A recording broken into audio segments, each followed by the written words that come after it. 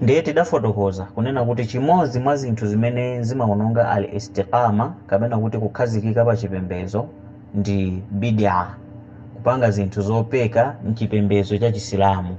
Munthu kuti apemphere mapemphero ake kapena agwire ntchito za chipembedzo chake, zinthu zimenezo akuzipanga mosagwirizana ndi mmene mtumiki wathu Muhammad sallallahu alaihi wasallam adaphunzitsira, komanso mmene maswahaba anali kugwirira ntchito zimenezo za chipembedzo.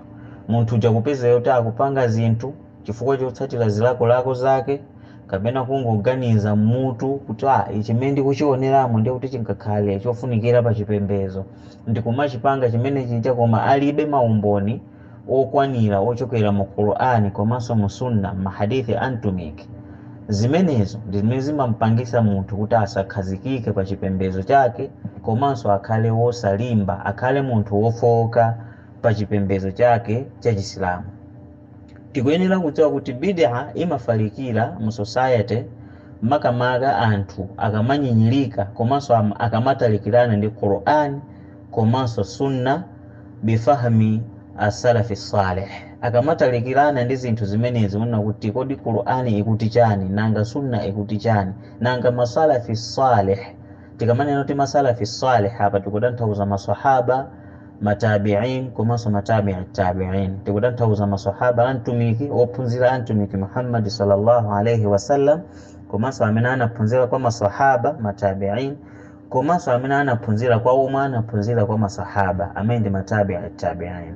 Anthu amene wawa dini amaimva bwanji, chifukwa anthu amene wo ndi anthu amene anali otsatira dini kwambiri kuposa ifeyo lero lino, komanso ndi anthu amene anachimvetsetsa chipembedzo bwino kwambiri kuposa ifeyo, malingana ndi kuyankhula kwa mtumiki wathu Muhammad sallallahu alaihi wasallam akunena kuti khairul quruni qarni thumma alladhina yalunahum thumma alladhina yalunahum. Chabwino, ndiyeno kodi bid'a ili ndi kuopsa kotani kumene kumampangisa munthu kuti asakhazikike pa chipembedzo chake cha Chisilamu? Chinthu choyambilira, Allah subhanahu wa ta'ala adayankhula mu Qur'an mu suratul Ahzab aya 21 kuyankhula kunena kuti laqad kana lakum fi rasulillahi uswatun hasanatun liman kana yarju Allaha wal yawmal akhira wa dhakara Allaha kathira. Kuti ndithu inu asilamu inu muli ndi chitsanzo chabwino mwa mtumiki ameneyo, mtumiki Muhammad sallallahu alaihi wasallam ndi chitsanzo chanu chabwino kwa munthu amene akumufuna Allah subhanahu wa ta'ala, kwa munthu amene akufuna malipiro kuchokera kwa Allah subhanahu wa ta'ala, komanso kuti tsiku la chiweruzo akafikire malo abwino, komanso ndi kumankumbukira Allah subhanahu wa ta'ala kwambiri. Allah subhanahu wa ta'ala anayankhula zimenezo ndithu mu suratul Ahzab, kusonyeza kuti ngati munthu akufuna kupanga china chilichonse chokhuzana ndi chipembedzo chake, chitsanzo chabwino chizichokera kwa mtumiki Muhammad sallallahu alaihi wasallam. Komanso pali hadithi imene mtumiki wathu Muhammad sallallahu alaihi wasallama adayankhula kunena kuti man kadhaba alayya mutaammidan falyatabawwa maq'adahu minan nar. Kunena kuti munthu amene anganinamizire ine mwadaladala, basi amene yoyo ayembekezere kuti malo ake okakhala ndiye kukakhala ku moto. Mwachidule ndizonena kuti mtumiki pamene pamachenjeza kunena kuti munthu amene anganinamizire mtumiki Muhammad sallallahu alaihi wasallam mwadaladala, kumapanga mapemphero ena ake mwadaladala, ndikumanena kuti mapemphero amene ndikupangawa ndithu ananena mtumiki Muhammad sallallahu alaihi wasallam, pamene anatilamula mtumiki Muhammad sallallahu alaihi wasallam, kumachita kuti mtumikiyo sana lamule munthu amene yoyo ayembekezere kuti malo ake akakhala kuti kumoto. Chifukwa chani? Chifukwa chonena kuti anamizira mtumiki Muhammad sallallahu alaihi wasallama pa zinthu zimene sana yankhule, pa zinthu zimene sana neni. Komanso ndiye kuti munthu amene yoyo akutsutsana ndi aya ija imene Allah subhanahu wa ta'ala anatsitsa kumapeto kwa moyo wa mtumiki Muhammad sallallahu alaihi wasallam, kuti lero ndakukwanirisirani chipembedzo chanu, ndipo malamulo onse taakwanirisa, ndipo takusankhirani Chisilamu kukhala chipembedzo chanu. Pamene pado amatanthauza kuti mtumiki wamaliza ndithu china chilichonse, ndipo mtumiki atamaliza khutuba imene anapanga ku Arafa adayankhula mawu onena kuti ala qad ballaght Allahumma fashhad, ndithu ine uthenga ndafalisa ndipo mboni ikhale Allah subhanahu wa ta'ala. Choncho sizingapezeke kuti lero ndiye kubwere munthu ona kuti ife ndi anzeru kwambiri, izi ndizofunikiranso muchipembedzo, kumachita kuti mtumiki sana nene zimenezozo ndi zimene zimampangisa munthu kuti atani asakhazikike pa chipembedzo chake cha Chisilamu.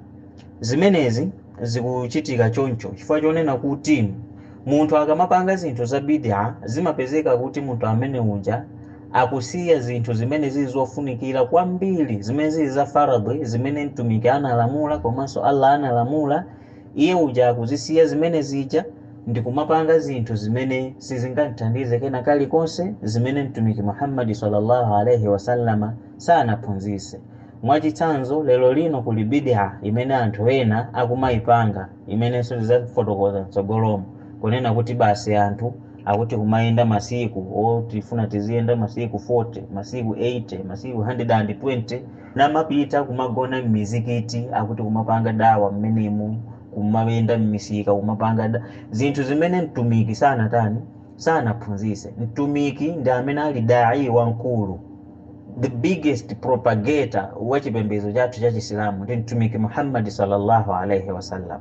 Ndengati mtumiki sanagulise ntchito mu dawa yake yomayenda m'mizikiti basi kumagona mmene muja, ifeyo ndi ndani kuti titenge njira imene? So zimapezeka kunena kuti munthu akukhala bize ndi zinthu zimene zija ndi kusiya zinthu zimene mtumiki anapanga komanso zimene Allah analamula. Mwachitsanzo nkhani ya haji, zipezeka kuti munthu basi 4 months angogona m'mizikiti, malo moti nthawi imene ija afunefune mariziki, onena kuti akapeza ndalama mwina apite ku haji ukachita mapemphero a haji, zimene mtumiki komanso Allah subhanahu wa ta'ala analimbikitsa komanso analamula. Zikupezeka kuti munthu akukhala bize ndi zinthu zimene anayambisa munthu wina wake wa ku India, zimene zimakhala ndi zimenezo. Mavuto ake amakhala ndi ati ndi amenewo onena kuti munthu uja zimapezeka kuti basi angokhala bize ndi zinthu zimene sizingathandize. Lero lino pali anthu ena amene akumaganiza kuti munthu akamwalira ndikupezeka kuti munthu wamwalira muja basi kenako anthu ndikuphika chokudya pakhomo mwina after 7 days kapena after 40 days, ndiye kuti munthu ameneyo kapena anthu amene apanga mwambo umenewo apeza sawabu zochuluka kuposa kupemphera kasanu pasiku. Kupezeka kuti lero munthu basi ntchito yake ndi kumangophika masadaka, ndi kumangodikira kuti munthu amwalire timpangire mwambo wa zakudya, nthawi yopemphera alibe. Ndikumaganiza kuti zimene akupangazi ndiye zofunikira kwambiri kuposa kupemphera, kuposa kupereka zaka, kuposa kupita ku haji. Zimakhala choncho kumene zimampangisa kuti munthu uja azikhala bize ndi zinthu zopanda ntchito, ndi kumasiya zinthu zimene zili mitu ya chipembedzo cha Chisilamu. Zimenezi zimene zimampangisa munthu kuti asamakhale wokhazikika pa chipembedzo chake cha Chisilamu. Allah subhanahu wa ta'ala akumuuza mtumiki watu Muhammad sallallahu alaihi wasallam kunena kuti qul, nena iwe mtumiki, in kuntum tuhibbuna Allah, ngati inu asilamu mukunena kuti mumankonda Allah subhanahu wa ta'ala, fattabi'uni, nditsatireni ine mtumiki, mumvere zimene ine ndikuyankhula, zimene ndinachita inu muchite, zimene sindinachita inu musachite, ndipo zimene ine sindinakuuzeni kuti muchite inu musazichite zimenezo.